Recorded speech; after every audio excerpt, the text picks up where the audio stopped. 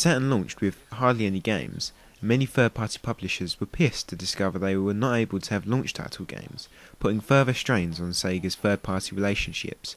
Also, big retailers such as Walmart were absolutely furious to have been left out of the Saturn launch plans, failing to be able to capitalise on early excitement for the system. KB Toys even refused to sell the Saturn in some stores because they were so angry. But what was most damaging was Sony's reaction. The Saturn launched at $399. Sony simply reduced this PlayStation's price to $299, and the results showed. In the Saturn's 4-month lead, it managed to move 80,000 units, while in the PlayStation's first day it sold 100,000 across the USA. Sega's dreams of an early lead to the console war in the US was shattered. Over in Europe, the Saturn was released in July 1995. Previously, Europe had been the Sega's main base of success, as both the Master System and Mega Drive topped the sales in their respective generations. But competition from PlayStation and eventually Nintendo was just too much, and sales figures were depressing. However, in the UK, the highly regarded official Sega Saturn magazine gave the Saturn a cult status. One of the main reasons for the Saturn's failure was no doubt third-party development. On the Saturn it was very depressing, with the exception of a few multi-platform hits such as Tomb Raider and Resident Evil, but there was very few sublime exclusive third-party titles, Guardian Heroes, the excellent 2D beat-em-up, being the exception. This was down to many reasons. Firstly, developing for the Saturn was incredibly difficult and took a lot of time and money. Many developers thought, well, why bother? Especially since not many people owned the Saturn in comparison to the PlayStation. Secondly, Sega had already gotten a reputation for discontinuous systems early. For example, the 32X lasted for only 11 months. Plus the fact Sega had already angered many publishers by not including them in the US launch plans. Lastly, let me introduce Bernie Stolar, the then president of Sega of America. He brought a philosophy to the Saturn that no RPG should be released in North America because Western audiences don't understand them. Because of this, many popular RPG series in Japan were not released in America. Despite the dismal third-party support Saturn owners were treated to some great Sega games, Sega did a brilliant job of porting over their successful arcade games. Virtua Fighter 2 was praised for its speed and sharp detailed graphics. Daytona USA, while not as highly regarded as the arcade version, was still greatly enjoyed with another successful racer, Sega Rally, which was even voted as the best Sega Saturn game by SegaSaturn.co.uk. Virtua Cop 1 and 2 and the later released House of the Dead were also very fun light gun shooters. There were the beautiful Panzer Dragoon games, along with the ultra-rare Panzer Dragoon Saga.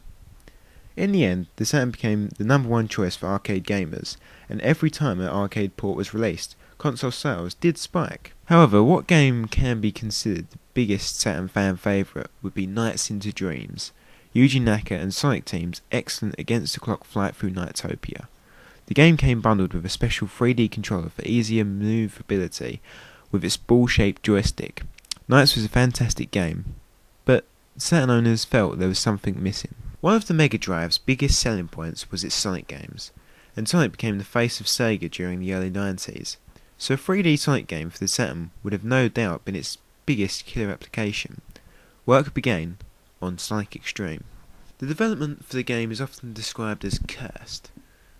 Problems began when Yuji Naka threatened to leave Sega after developers for Extreme got their hands on the Nights engine for use of their game.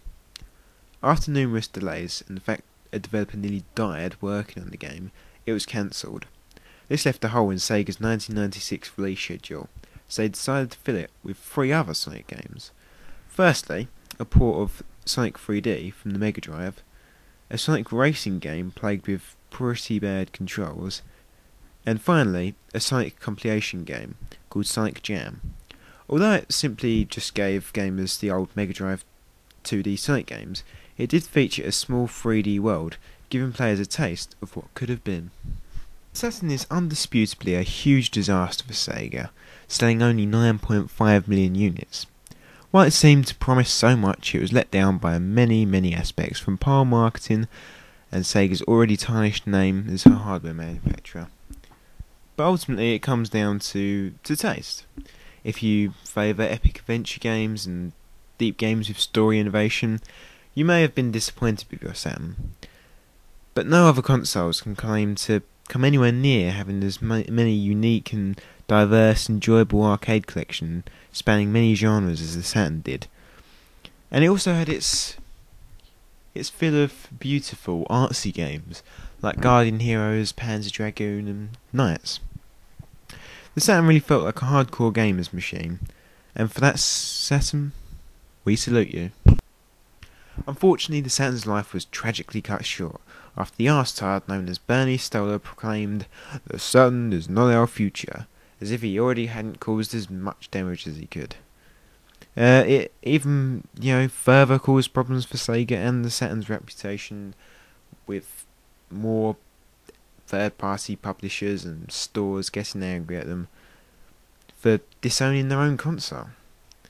It appears Sega couldn't even give the Saturn a painless death. Instead, they decided to drag the Saturn with its trousers down, its burning corpse, over broken glass, saying, "No, you will not just be able to die peacefully.